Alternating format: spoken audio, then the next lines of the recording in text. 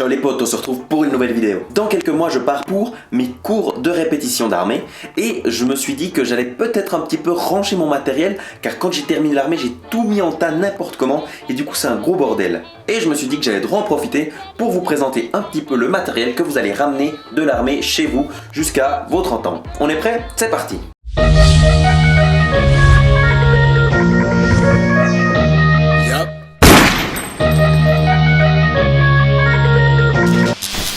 Ok, je suis parti pour aller chercher un maximum de trucs, donc c'est tout là-haut, hein. Tout là-haut que j'ai rangé. Enfin, si on peut dire rangé.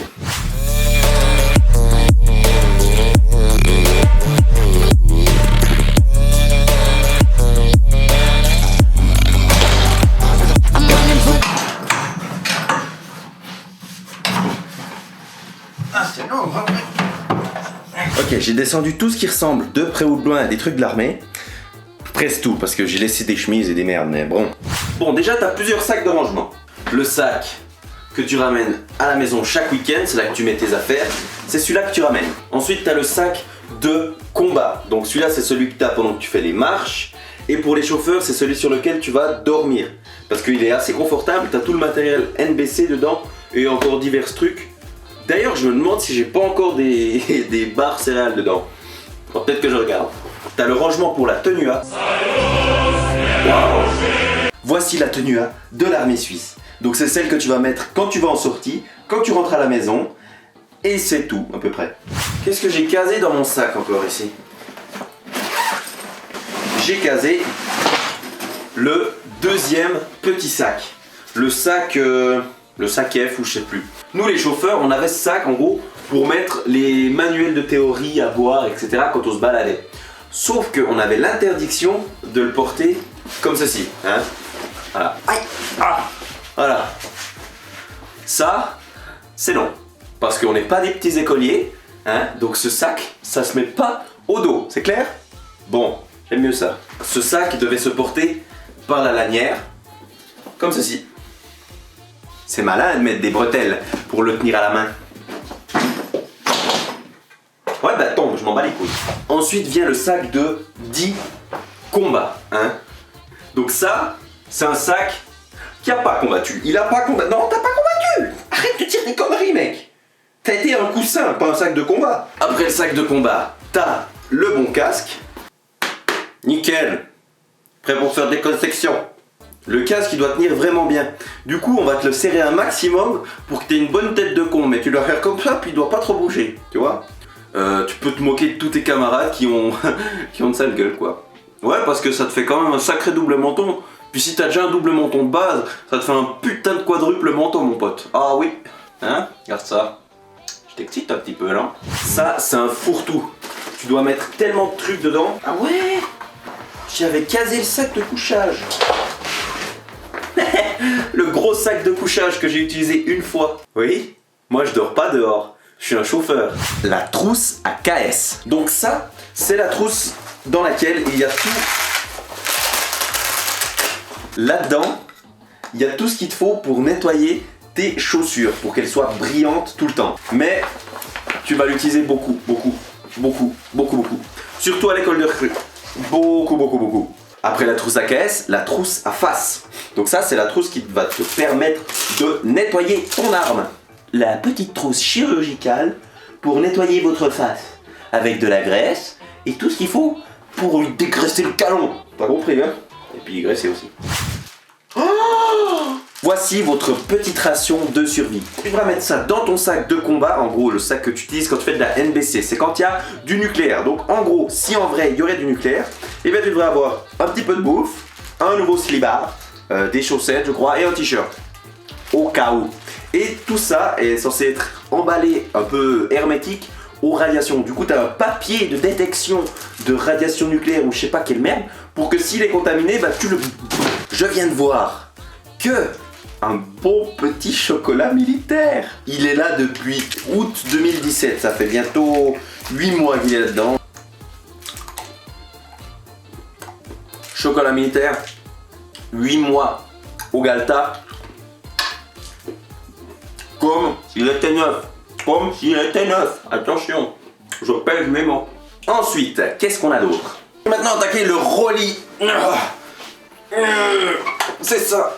Voilà, c'est ton truc que t'as qui roule. Du coup, c'est où tu transportes un maximum d'affaires. C'est trop bien. La paire de caisses 14. Ces souliers, pour moi, c'est un peu les souliers du glandeur, quoi. Donc nous, à l'école de recrue, on n'osait pas les mettre avant la semaine 12, je crois. Simplement parce que, en gros, t'es trop bien. Dedans, t'es bien. T'es juste bien. C'est des chaussures de marche, carrément stylées. Et t'es bien. Tu dois pas les nettoyer, tu dois pas les graisser déjà, ça c'est bien. Ou bien un petit peu la tranche, je m'en souviens plus, moi je l'ai jamais fait. Mais t'es bien. Donc ça, à partir à la fin de l'école de recrue, je n'ai plus quitté ces souliers qui étaient géniaux. Voilà. Voici la caisse 90. Celui que tu devras graisser, tu devras bichonner comme une femme, c'est celui-là. Il est bien. Franchement, habitue-toi à les mettre quand tu les reçois au recrutement. Puis après, ben, ça va bien. Franchement, ils font pas plus mal que les autres. Juste un peu derrière, des fois ça fait chier, hein, ça faut pas le dire. Mais bon, un petit pansement avant d'avoir la cloque. Et avec ça, ça t'amène jusqu'à Rome, mon pote. À Rome. À Rome, tous les chemins mènent à Rome, surtout en KS. Après, bon, j'ai pas marché avec vu que moi je suis chauffeur. J'ai rien vécu, je vous ai dit. Hein. La gaieté. Alors, c'est pas la gaieté d'être gai, d'être joyeux, hein, non pas du tout. C'est la gaieté. GT. Pour je ne sais plus quoi. Alors, c'est pas du saut en parachute, non. C'est simplement où tu as toutes tes petites merdes. Sur le côté, le masque NBC. Tadam! C'est ton masque NBC. C'est celui que tu es censé pouvoir mettre en 7 secondes, je crois, je sais plus. Tu fais comme un bourrin là, tu dois tendre des machins. Et puis après, c'est parti pour la guerre! Bon, non, en vrai, tu vas l'utiliser pour les exercices et pour essayer de faire la distinction NBC. Donc en gros, c'est mettre toute ta tenue en un temps record. Ensuite, bref. La baïonnette de Jack Sparrow. Donc elle coupe pas du tout. Hein. Et tu l'utilises jamais. À l'école de recrue, on se faisait niquer la gueule quand on sortait la baïonnette. Donc on l'a jamais sortie. On l'a mis une fois sur le fusil pour voir comment ça se mettait. Et c'est tout. On a les lunettes de soleil. Voilà ce que voici. Ces lunettes, je les ai jamais mis. Simplement parce que dès que tu mettais ces lunettes, ça fait genre tu te la pètes. Et puis les sergents, ils te le rappelaient. Hein. Vous êtes cru aviateur ou quoi? Non mais dis, t'enlèves ces lunettes maintenant. T'as vu du soleil? Oui? Bah je m'en fous. Regarde ça. Bon ok messieurs, on est ici pour une mission importante. Je veux pas vous la faire en anglais parce que je le parle pas. Hein. Moi je parle un petit peu le français, c'est tout. Sinon je parle avec les mains. Ah, les PAMIR. Pour pas te péter les oreilles quand tu fais du tir. Dans les stands de tir, machin, etc. Dans les cadets box. Oh non, elles sont sympas, elles sont cool. Voilà pour la gaieté. Donc ça, c'est ce que tu mets tout le temps pour les infanteristes et tous ceux qui travaillent à l'armée. Pas comme nous, les chauffeurs, on fait rien, vous le savez. Je vous l'ai déjà dit, vous me l'avez déjà dit. On est nuls. Voilà, la gaieté. La gamelito. Ça, c'est dans quoi tu vas te faire des bons petits plats en équilibre. J'ai plus qu'une fourchette de la maison parce que je l'ai utilisé 2 fois. Et j'ai perdu mes services. Le protège-dents quand tu fais des putains de combats de boxe, que tu dois péter la gueule et tu te casses pas les dents. J'ai pas utilisé. C'est la première fois que je le mets dans la bouche. C'était assez sympa. La gourde, bon j'en ai 2 parce qu'en fait j'ai perdu celle-là, hein. C'est ma vraie gourde. Je l'ai perdue, je l'ai gravée parce que je voulais pas qu'on me la vole. Et je l'ai perdue. Du coup, j'ai trouvé une gourde abandonnée. Abandonnée. Toute seule. Elle était abandonnée cette gourde. Je me suis dit, easy peasy, je la prends. Et après j'ai retrouvé celle-là. Et du coup, bah, je les ai les 2. Voilà. La vie est intéressante parfois. Hein. Les gants de l'armée suisse. Alors ça, c'est déjà un nouveau modèle qu'ils ont fait par rapport à ceux de nos sergents quand on était, qui n'avaient pas ces gants.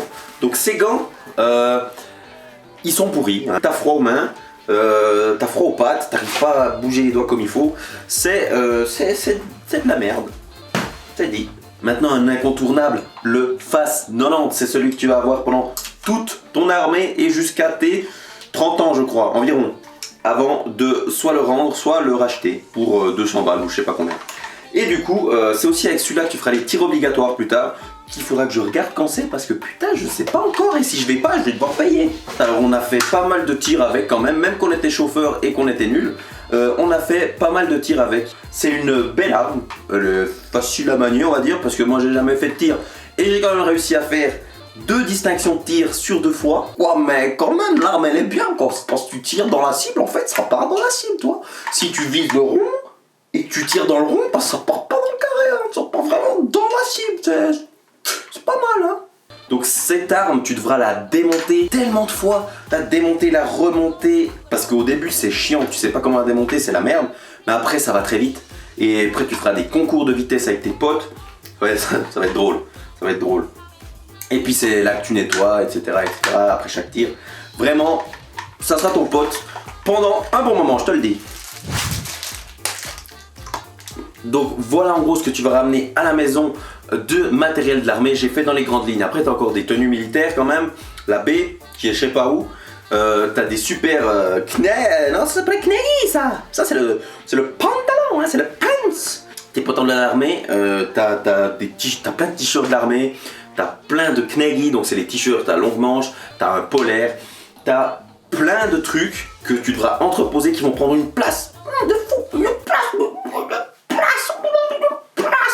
Du coup, tu verras, quand tu devras repartir à ton cours de répète, tu seras comme moi, tu vas chercher un peu tes merdes, où c'est que tu les as foutues. J'ai vu que les vidéos sur l'armée vous plaisaient beaucoup, il y a pas mal de commentaires, il y a pas mal d'avis positifs et d'avis négatifs, et c'est pour ça que j'ai envie de faire une petite vidéo où je réponds aux commentaires, aux questions qu'on me pose, aux insultes qu'on me profère, parce que j'adore me faire insulter, j'adore aussi répondre. Je suis une grosse tête de mule, un con, j'adore. Je vous dis merci d'avoir regardé cette vidéo les gars, portez-vous bien, et n'oubliez pas de manger des patates. Parce que finalement, les patates ça fluidifie le sang, hein, c'est pas si mal. Hein.